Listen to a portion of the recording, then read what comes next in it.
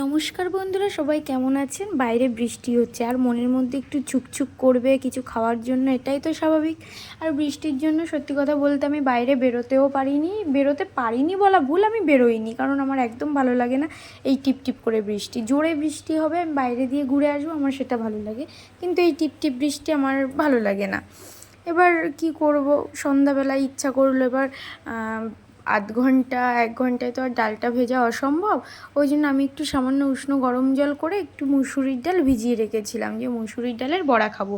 আর সেই ডালটাও এখন ঘড়ির কাঁটায় 9:30 বাজে, এতক্ষণে আমার ডালটা ভিজে গেছে। আর সেই জন্য আমি সেই ডালটা এখন রেডি করছি ভাজার জন্য। আর ডালটা আমি আগেই বেটে রেখে দিয়েছিলাম।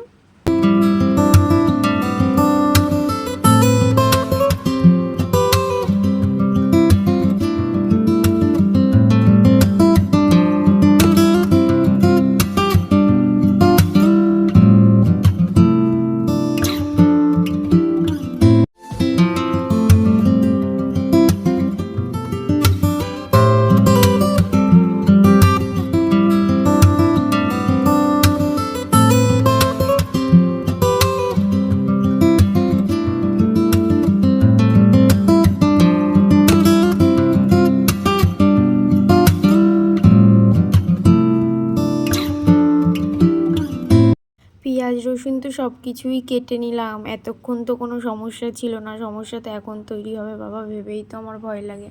আমার মতো কার কার এই সমস্যাটা আছে আমাকে কমেন্ট করে জানাবে, কারণ আমি একদম লঙ্কা ধরতে পারি না। লঙ্কা ধরা তো অনেক দূরের কথা, আমার যদি এই গরমকালে বা এই যে শীতকাল বাদে যে কোনো সময় যদি আমি গরম ভাতও খাই না, তবুও আমার হাত এত পরিমাণে জ্বালা করে, মানে পুরো জ্বলে যায়, ভীষণ কষ্ট হয়। আমার মতন কার কার এই সমস্যাগুলো আছে কমেন্ট করে জানাবে।